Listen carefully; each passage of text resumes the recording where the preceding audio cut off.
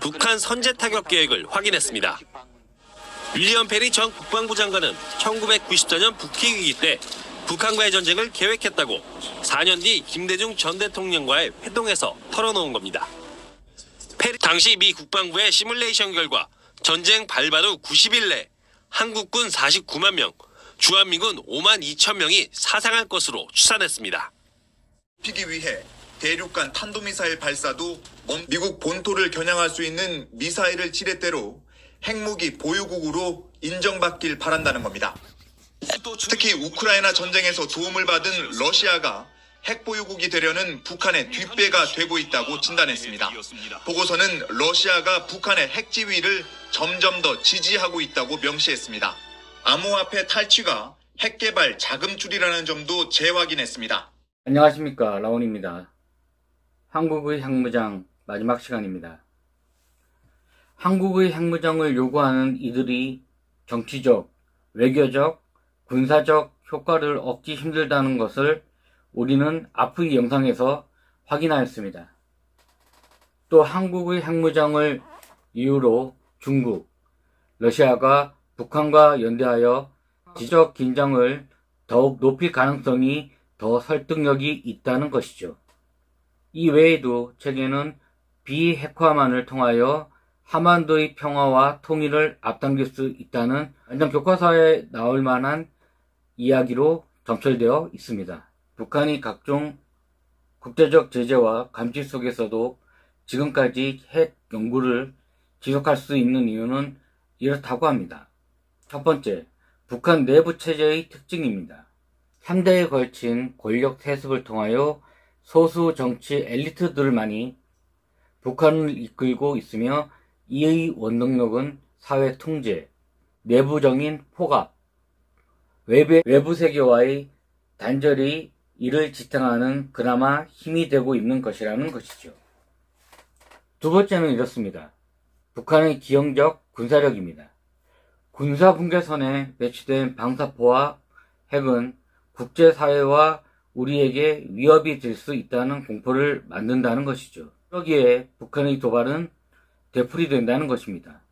하지만 북한은 도끼 만행 사건 같은 미국과의 전면전까지 각오해야 하는 경우에는 자신들이 정권의 붕괴는 당연한 것이므로 적당한 선에서 우방 국가에게 부탁하여 대신 사과하거나 스스로 유감 정도 표현해서 미국과의 전면전을 지금까지 어떻게든 피해왔던 것이 사실입니다.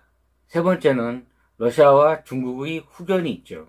너무나 많이 아는 것이므로 얘는 생략하도록 하겠습니다. 넷째, 한국 사회의 다양한 민주주의 목소리를 악용한다는 것입니다. 말 그대로 남남 갈등을 부추기고 선동하여 혼란을 일으킨다는 것이죠. 책을 읽고 나서 드는 생각은 여러 가지였지만 가장 심각하게 고민한 내용은 북한의 핵과 통일과의 연관성이었습니다. 핵을 가지고 세계나 한국을 위협할 수는 있겠으나 어차피 미국이라는 거대한 산은 넘지 못할 것을 알기에 딱 전쟁 나지 않을 만큼만 도발하며 세습 독재를 이어가는 것이 북한의 지금 제1의 목표일 것입니다. 물론 장기간 독재에 대한 군부나 강요들 사이에서 쿠데타를 통한 정권의 전복도 나름 안으로 관리해야 할 문제일 것입니다. 자기 마음대로 국정 운영이 안 된다고 겁만 주려고 실탄의 특수부대까지 동원한 윤석열도 한계 계엄이며 이중 불만 있는 장성들이 합심하여 대통령 하나쯤은 갈아치울 수 있다는 것에 우리는 주목해야 합니다. 중요한 것은 이 모든 계획은 이미 미국이 자신들이 이익을 따져보고 승산이 있으면 해서 좋다는 감독같이 사인을 준다는 것이죠. 우크라이나 전쟁 발발 전 날짜와 시간까지도 정확히 예상하였던 이들이 미국입니다. 그리고 이제는 무기를 대줬으니 니들 땅 어느 정도 포기하고 광물 채굴권을 자신들에게 넘기라고 러시아와 웃으며 통화하는 트럼프가 역겨워집니다. 얼마 전 제 채널의 쇼트에서도 올렸지만 그 나라가 우리나라가 되지 말라는 법은 절대 없습니다. 문명이 시작된 이후로 여러 대륙과 민족이 각 시대를 이끌며 승자의 역사를 만들어 왔죠. 라틴어에 팍스라는 단어가 있습니다. 힘, 강력함이라는 뜻입니다. 대항해 시대에는 팍스 스페인, 팍스 브리티시, 팍스 아메리카나, 각 시대를 리드하는 문명권에 붙는 팍스는 군사력이 없는 국가는 우크라이나나 우리나라처럼 강대국들이 밥이 될 수밖에 없음을 의미합니다. 하지만 이스라엘은 우리가 지금까지 말한 것의 예외인 나라입니다. 다른 중동 나라의 사람들을 대할 때는 가장 기본적인 의식주마저도 통제하고 조절하며 그들이 뜻대로 하니까 말입니다. 그것이 과연 1차 대전, 2차 대전을 겪으면서 그들이 겪어온 고통과 지금 아랍인들에게 또 다른 문명들에게 하고 있는 것과 다른 게 과연 무엇일까요? 시온주의, 우린 예수로부터 선택받은 민족이다. 전 그렇게 생각하지 않습니다. 인간이라면 누구나 태어났다면 그 나름대로의 의미가 있고 시대, 성별, 종교, 민족을 떠나 그 한 사람은 이 하나의 우주라고 생각합니다. 그러기에 우리는 하루하루 다른 사람들과의 교류와 사랑을 나누며 돌봐줘야 하는 것이 사실이고요. 너무 멀리 돌아왔습니다. 다시 본론으로 돌아가도록 하겠습니다. 읽으려던 책을 읽고 난 후에 떠오르는 의문점에 대하여 이야기해보죠. 김대중, 노무현 등 이들이 정권을 잡았을 때는 햇빛 정책이다 뭐다 하며 북한에 쌀부터 시작해서 생필품까지 인도적 차원이라고 보내는 날 축하 행사를 하는 것을 미디어에서 본 기억이 납니다.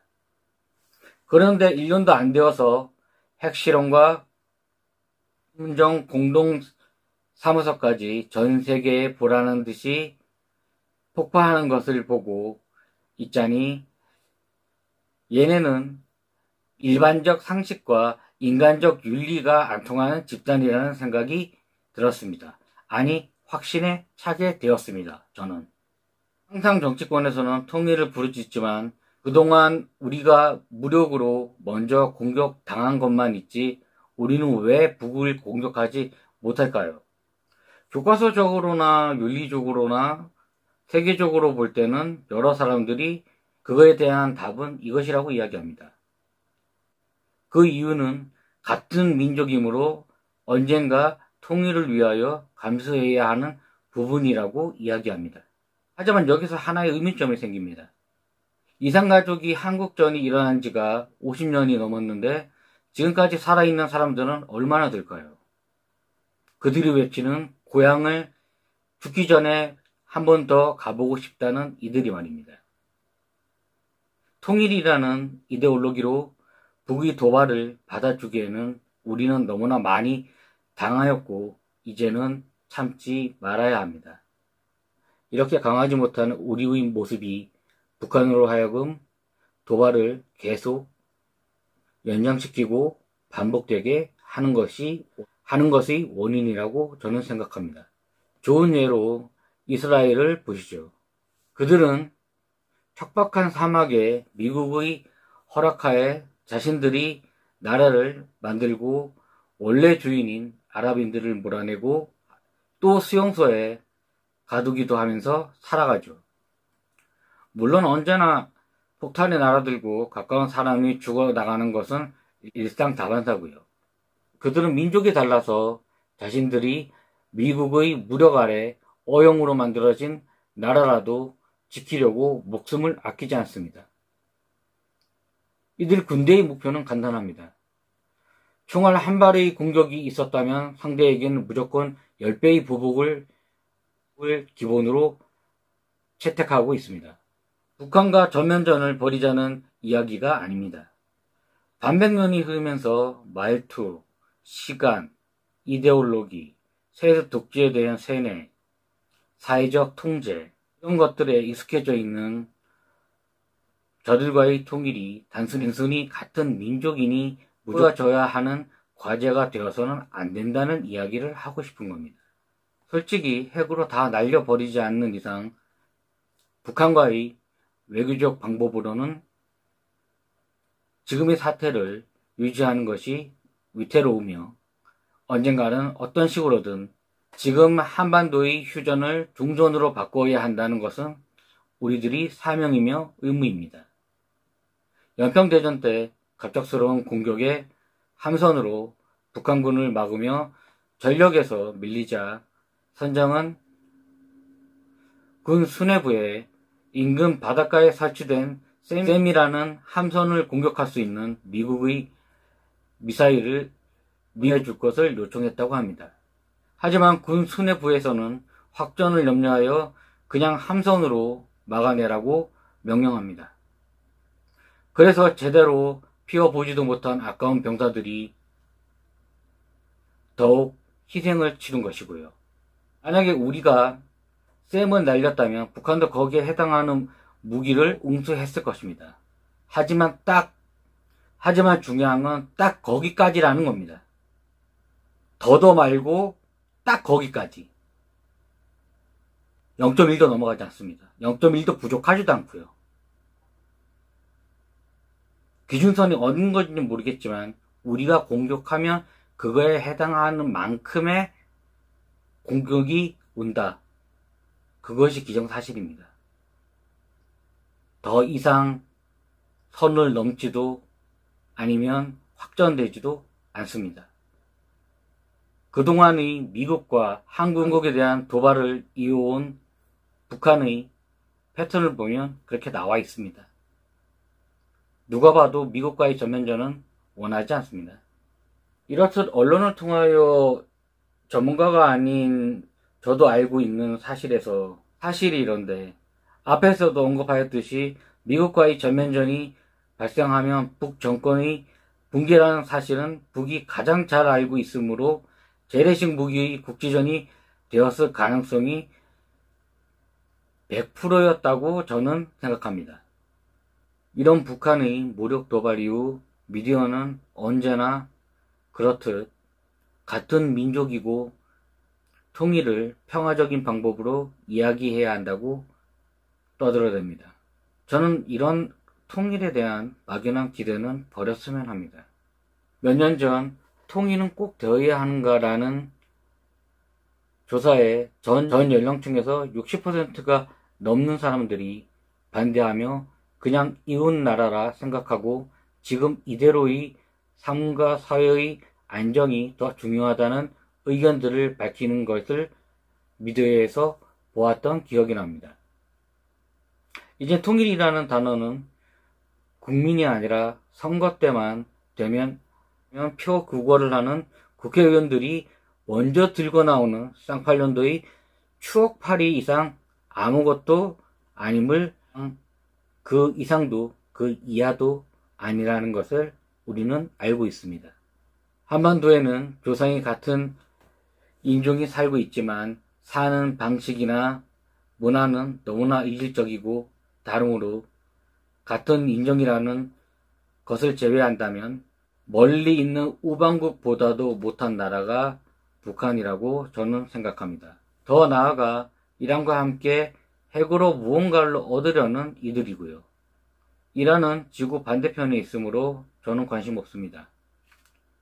북쪽에 있는 쟤네들이나 통일이라는 헛된 망상에 사로잡혀 질질 끌려다니며 흑역사를 그만 쓰고 필요하다면 선제 타격이라도 해서 주권과 대한민국의 위성을 전 세계에 보여줍시다. 기습 공격도 미국의 허락이 필요하다면 미친 척하고 박정희 때처럼 우선 한 발 날리고 고민해도 저는 늦지 않는다고 생각합니다. 통일이라는 이데올로기와 그 속의 우리만의 역사와 사적 의미와 아픔. 이제는 과감히 걷어내고 새로운 세대에게 당당한 대한민국의 자긍심과 희망을 남겨주는 것이 어떨지요. 여기까지 하겠습니다. 라온이었습니다. 감사합니다.